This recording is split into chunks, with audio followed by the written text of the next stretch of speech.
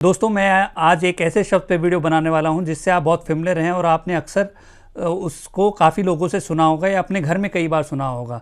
आपने कई बार देखा होगा कि आपकी मदर या फादर आपसे कह रहे हैं कि बेटा आप इतने एग्रेसिव क्यों हो रहे हैं, या आपके भाई बहन से कह रहे हैं कि बेटा आप इतने एग्रेसिव क्यों हो रहे हैं, या पड़ोस में आपने किसी अंकल को एग्रेशन में आते हुए या एग्रेसिव होते हुए देखा होगा। रोड पे कई बार आपने देखा होगा लोग एग्रेशन में लड़ रहे हैं, या अपने दोस्तों को कई बार एग्रेसिव होते हुए देखा होगा।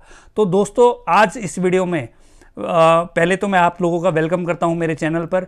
और दोस्तों आज इस वीडियो में आपको बताने वाला हूं कि एग्रेशन क्या होता है, कितने टाइप का होता है, और एग्रेशन क्यों होता है, और कैसे हम एग्रेशन को कंट्रोल कर सकते हैं। तो दोस्तों एग्रेशन का मतलब क्या होता है? दोस्तों एग्रेशन का मतलब होता है कि एग्रेशन एक ऐसा व्यवहार होता है, एक वैसा बिहेवियर होता है जिसका मेन गोल होता है कि किसी भी लिविंग बीइंग को हार्म करने का, उसे नुकसान पहुंचाने का। तो दोस्तों जो हमारा एग्रेशन है वो दो टाइप का होता है। पहला होता है हॉस्टाइल एग्रेशन और एक होता है इंस्ट्रूमेंटल एग्रेशन। हॉस्टाइल एग्रेशन क्या होता है? हॉस्टाइल एग्रेशन ये होता है कि जिसमें प्योर आदमी का गोल हो कि बदला लेना, रिवेंज लेना, उसका एग्रेशन के बदले एग्रेशन, या उसका प्योर गोल होता है उसको हार्म करके ही अपना गोल को पूरा करना। फॉर एग्जाम्पल अगर आपको किसी ने चाटा मारा है तो आपको इतना गुस्सा आएगा कि नहीं मैं तो इसको चाटा मार के ही बदला लूंगा। So that is called hostile aggression.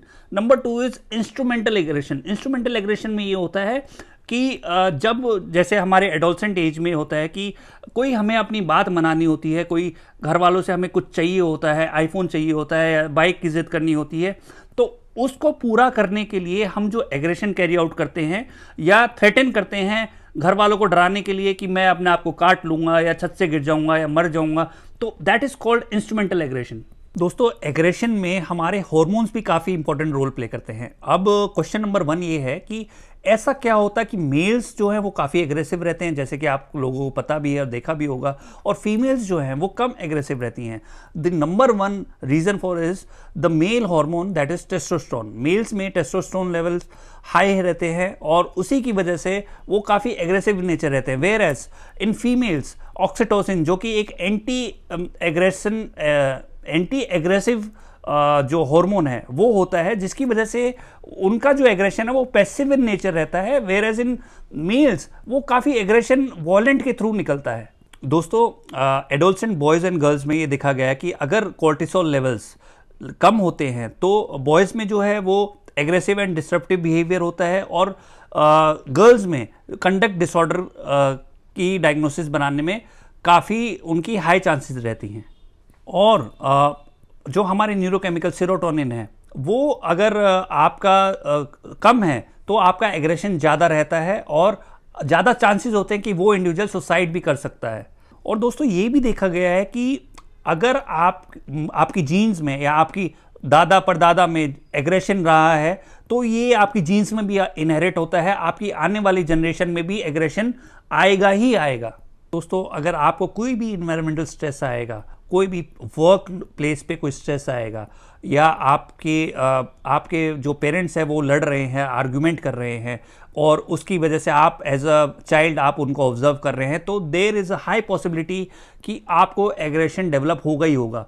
Stress को भी आप कोई भी स्ट्रेस होगा उसको कोप अप करने के लिए आप एग्रेसिव होते हैं, दूसरे पे अपना एंगर जो है डिस्प्लेस करते हैं। दोस्तों तो क्वेश्चन ये है कि एग्रेशन होता कैसे है, या हमारे एग्रेशन होने में कौन से पार्ट्स ब्रेन के इन्वॉल्व होते हैं। सो एमेगडाला, हाइपोथैलेमस एंड थैलेमस, ये 3 ऐसे पार्ट है हमारे ब्रेन के जो कि हमारा एग्रेसिव बिहेवियर कैरी आउट करने में बहुत इंपॉर्टेंट पार्ट प्ले करते हैं।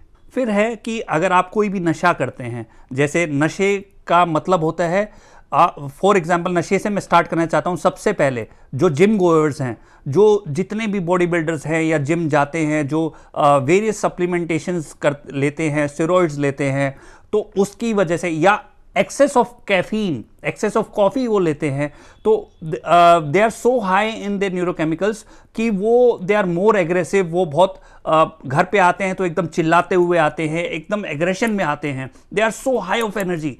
दूसरा कारण है कोई भी आप नशा करते हैं, चाहे वो चरस का हो, गांजे का हो, दारू का हो, तो आप बहुत ज़्यादा एग्रेशन में रहेंगे, आपको बहुत ज़्यादा एग्रेशन आएगा। सो दोस्तों आप सुन तो रहे हैं कि एग्रेशन आता है। Now you would like to ask me कि डॉक्टर साहब, अगर एग्रेशन हमारी फैमिली में किसी को आ रहा है या कोई एग्रेसिव हो रहा है तो उसको कैसे हम कंट्रोल करें उसको, या हमें ही आ रहा है तो हम उसको कैसे कंट्रोल करें। नंबर 1 पॉइंट इज, अगर आपके घर में कोई एग्रेसिव हो रहा है या एग्रेशन में है तो उसको then and there as a parent you should punish him, you should give immediate punishment. दूसरा है, अगर आप जैसे फॉर एग्जांपल मुझे बहुत ज़्यादा एग्रेशन आ रहा है, मैं बहुत ज़्यादा एग्रेसिव हूँ, जिस पे भी हम गुस्सा करने वाले हैं उसके टूवर्ड्स हम, या एग्रेसिव होने वाले हैं उसके टूवर्ड्स हम एम्पैथी शो करें और अपने चेहरे पे स्माइल लेके आएँ उसके प्रति। तो I should take out some time, go up and vent it out in front of a mirror, मैं अपने आप को वेंट करूँ। So guys, there are many psychotherapies also available कि आप उनको एक साइकेट्रिस्ट के पास या साइकोलॉजिस्ट के पास लेके जाए, जिसकी वजह से आप उनके एग्रेसिव बिहेवियर को मॉडिफाई कर सकते हैं।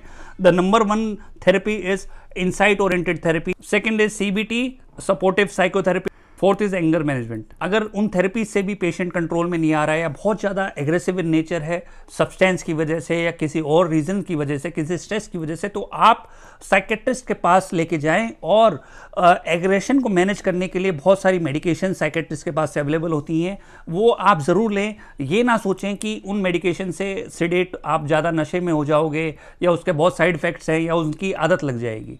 तो दोस्तों, ये था एक यूनिक टॉपिक पे मैंने जो वीडियो बनाया है। अगली वीडियो मैं किस टॉपिक पे बनाऊं, किस ह्यूमन इमोशन पे बनाऊं, आप मुझे कमेंट करके बताएं। आप मेरी वीडियोस को देखते रहिए, आप मुझे प्यार दें, आप मुझे लाइक करें, आप मुझे यूट्यूब, इंस्टाग्राम, फेसबुक, ट्विटर पे फॉलो करें, सपोर्ट करें, शेयर करें मेरी वीडियोज़ को।